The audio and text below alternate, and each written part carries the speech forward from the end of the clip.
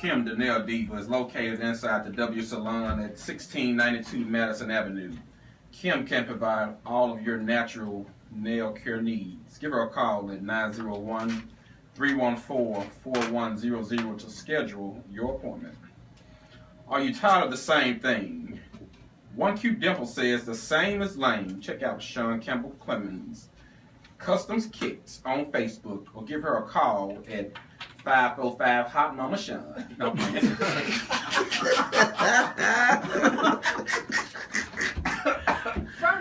Furniture and Things offer name brand mattresses at bargain prices. King size mattresses starting at $285, queen size $275, full size $265, and twin size $180. They are located at 1905 Goodman Road, West Horn Lake, DeSoto, Mississippi. Give them a call at 662-536-6062. That number is 662-536-6062, and tell them the Unleashed Voice sent you. Furniture and Things. Let me cry, although a man is supposed to cry. We're back, and you a hater. This is the Unleashed Voice for the LGBTQ community, where our core principles are education, empowerment, and enrichment. This is the station where the bugs on doctors is. Thank you. And we're back. We're here to talk with Dr.Gooch, the pastor of Cathedral Praise Church of Memphis Incorporated, about counseling for married couples, counseling for marital counseling for couples who like to get married. And recently you had an influx of same-gender loving couples who want to get married. And so I would like to know, what are some of your requirements for these couples who ask for marital counseling? For those that are members of Cathedral Praise Church of Memphis, counseling sessions are actually free for them. They don't have to pay anything to attend those classes. All they have to do is come to me and ask me, could they have different types of counseling, for pastoral counseling, marriage counseling, financial counseling, anything that has to do with bettering their lives in order to help them live healthier lives. Why is it important to get marital counseling? Before you get married, it's important so individuals can actually sit down to talk, to learn about each other before they actually say, I do. A lot of times people don't tend to find out who their partners are until after they got married. But I think it's important for you to actually get to know your partner who you're getting ready to marry before you say, I do, before you put the ring on the finger and before you get in the bed and have sex. Amen. A big amen from over here. You got to know who you're dealing with. So, do you think it should be optional or should it be a requirement then? I think it should be a requirement. As a matter of fact, some states require you to have counseling sessions, especially before you actually receive a marriage license. And I think the state of Tennessee is one of them. You have to attend a certain amount of marital classes or counseling sessions. If you're part of a church fellowship or something like that, they require you to have some type of counseling session, especially if you want to get that discount. Let me jump on Google because I want to know what the divorce rate in Tennessee is. So what about, what has been the thing that has come up most in your counseling session that has really either caused issues or you have resolved or things of that nature? What I seem to see the biggest problem in relationships is individuals not learning how to communicate. A lot of individuals, they listen, but they don't listen. As well as they talk too much and not listen.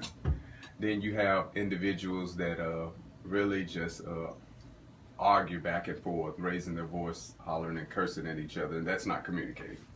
So, in your opinion, what is the primary thing people are looking for in relationships? I think everybody is looking to be loved. No one wants to feel alone. That's why even in the Bible, Eve came along because Adam needed a helpmate. And so God created a helpmate for it. And you know, it's not good for individuals to be alone. You know, we want to feel love. We want somebody to hold on to us, to validate us at times, to make us feel good, rub our head sometimes, you know, say that we are cute or handsome or pretty. You know, we like that particular validation that our loved one gives us. I think that you can't feel love until you feel safe in your relationship. I think your safety has to come first. I think a person has to feel safe enough to open up to receive love. I feel you have to be safe in order to build your relationship, because if I'm not safe and comfortable with you, I'm not going to open up to you to get the love that I really need to receive from you. Well, that's where that communication comes from. Individuals have to be open to communicate.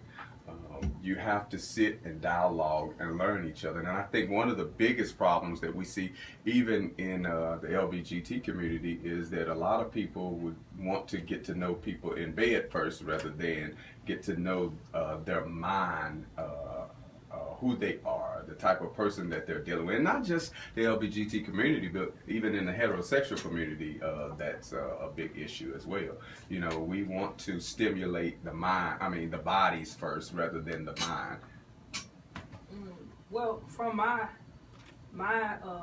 discovery about this union and the relationship thing, I find that a lot of times people just don't know. They just don't know, period, about relationships. They don't know what elements and components they need to have and possess. They don't know what they need to bring. They just make up rules as they go along the way. They mimic other people. They have an idea about what a relationship is, and the person have an idea, and they so far apart.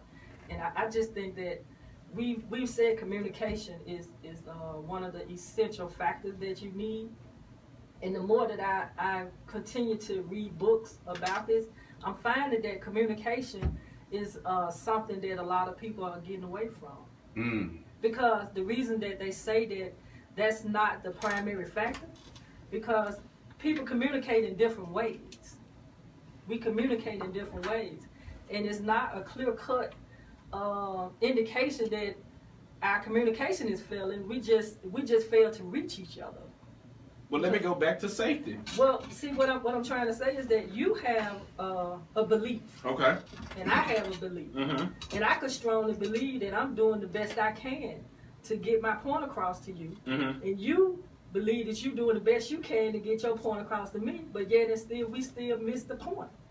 And we're communicating the best that we know how. Mm-hmm. There's some other things that you need in the relationship besides communication. And my point exactly. If I don't feel safe, because this is my thing, you tell God everything, because God is open. Mm-hmm. God is judgmental. God is always have our best interests in mind. So you don't tell your significant other everything. Well, I'm gonna blow that one down real quick for you. You don't. You're not gonna sit here and tell me you're 100% with your wife. I'm 99.5. That's my point. But you're never gonna be 100% with anybody. Why not? Because you're not 100% with yourself.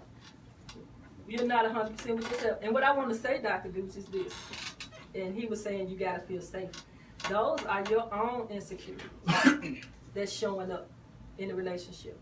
The safety? Yes. Those are your own issues. Yes, it is. Because you just didn't walk into this with inhibitions. They developed. And then you had this to happen before in order for you to even have any safety issues. That comes with expectation. Realistic expectation, unrealistic expectations. Yeah, but then there you go, bringing in other things into the relationship. I still have to feel safe either way it goes. Well, what is safe? Safe is an environment where we can create something where I feel open enough to share with you how I feel. That comes from, in the relationship, vesting in the relationship and the friendship. I think we get a lot of it twisted because we come in with ulterior motives and the wrong intention about what a relationship is, and then you looking for this whole person to make you whole also, when you coming in already halfway broke. And I think that's what that our previous generation, the older individuals would say that courting phase, being able to court or date before you actually end up getting in the bed or moving in. And that's one of the things that I see too, is a lot of couples, they meet up, they either have sex and they move in, and next thing you know, that's when they discover who the individual is, rather than actually getting to know them. How do you get married, you know, in 2-3 weeks before you even get to know an individual? You know, and that's one of the problems that you find out later on why you have these issues. A lot of individuals too don't have a will to persevere. They already have the issue. Right. When they show up at the door, when they show up to meet you on a date, they already have them. They already have them. So, okay, once again, that safety piece, if I have my ulterior motives already made up in my mind on what I'm going to do. Your relationship already going to fail. But my point is, why do I have these motives made up off top? Because I don't feel safe with you. You haven't ever resolved them in the past. Well, if you didn't feel That's safe your with them, baggage. if you didn't feel safe with them, then why be with them? That's your baggage. That's my point. Everybody's looking for safety. No, we're not. I keep on. I'm trying to tell you. I just said that. Did I not say that, Curtis? Say what? That people have their own agendas. Yep. You looking for safety. I'm looking for financial security.